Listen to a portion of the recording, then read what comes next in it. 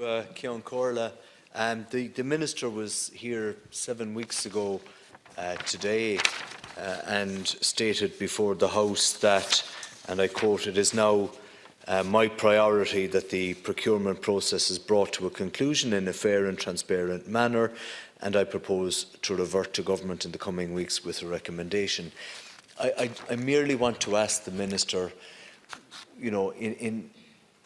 very definitive terms, what is the actual timeline for the rollout of the National Broadband Plan? And maybe arising from that, maybe there is a question that I should have asked prior to that. Is it the intention of the Government to actually roll out a National Broadband Plan? Because the Minister tells us tonight that, and I'm paraphrasing the Minister, that his department is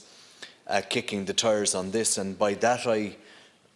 imagine that the Department of Public Expenditure and Reform are poring over every dot and every line and every comma in respect of the cost exposure of the National Broadband Plan, and that there are still probably serious questions to be asked in relation to the potential cost. But I say all that on the basis that we are still in the dark in terms of the final cost of rollout of the National Broadband Plan. So there are still many questions, and I was hopeful that the Minister might be a little bit more forthcoming, and I recognise that there might be constraints on what he can say here tonight, but given that there is only one bidder left and there is the last person standing, if you will, that he might have been a bit more forthcoming in relation to information flows to the House, because no more than his own office, all of our offices here are inundated with testimonials from people who have a massive expectation in relation to the provision of the NBP and who await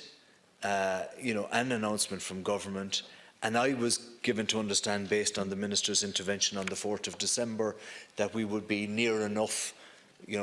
particularly at this time, allowing for some slippage over Christmas, to an announcement, and that hasn't happened. And perhaps the Minister could give us some firmer timeline as to what the Government's intentions are in that respect. We all have testimonials from constituents, and what I fear for is the people who are not going to be covered by the National Broadband Plan, who are not covered as part of the 300,000, but who are deemed to have coverage as we stand before you tonight, Ceann Comhairle. And the Minister in his speech states that 674 national schools in the state intervention, this was on the 4th of December, would be covered by the National Broadband Plan. But I have examples of situations in places like Cove, and I'm going to use the example of Cove as an articulation of other towns in my constituency where when people approached Éire for coverage, such as Rushbrook and for coverage for the school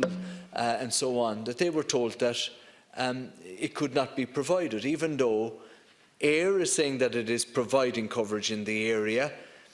When a particular person approached Open Air on foot of advice from Comreg, Open Air said, "You're not a wholesale customer, and therefore we can't provide you with fibre or high-speed fibre," even though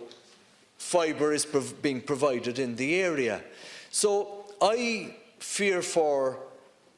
those people, those entities, those clubs, those schools who won't be covered by the National Broadband Plan, who are deemed to be serviced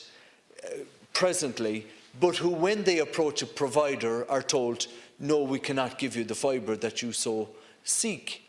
And what becomes of them in the final analysis when there's a National Broadband Plan announced? Because there's a clear evidence in places like the great island of Cove where Éire is providing, as well as other providers, but they're not providing at an expectation that is commensurate with the times we live in. given the capacity that is there to provide X number of gigs, for an average household and so on. And what is going to happen for those people who are, it could be argued, being discriminated against because of that active market failure? And I have a quote from an email. When I go ask Eir, my current broadband supplier, about fibre broadband, they tell me to talk to Open Air, and guess what? Open Air won't talk to me as a non-wholesale customer. I've previously been with Sky and Three, but they are all dependent on when Open Air actually put the fibre infrastructure down and don't appear able or willing to advance the project, etc. So there are still major gaps in the market there, and I'm not sure what role Comreg is playing in addressing the market failure that exists already throughout the country for those areas that won't be covered by the National Broadband Plan. But I just want to wrap up my submission to this House tonight by asking the Minister if it is still possibly the case that we won't have a national broadband plan on the basis of figures that may or may not have been presented to the Minister, assessments of cost that may make it too prohibitive if it runs into the billions of euros, and whether or not that is part of the Minister's assessment that is currently underway in terms of kicking the tires, to use that expression that I've used earlier, on the proposal that is before us. And what is to stop Granahan McCourt and co coming back if a price is agreed and holding us all to ransom, and stating to us through the tender process that they're not able to roll out the plan at the cost that they're going to agree, and have us over a barrel for an additional payment. And that has already happened in this state for countless numbers of projects. So there are still serious questions to be answered.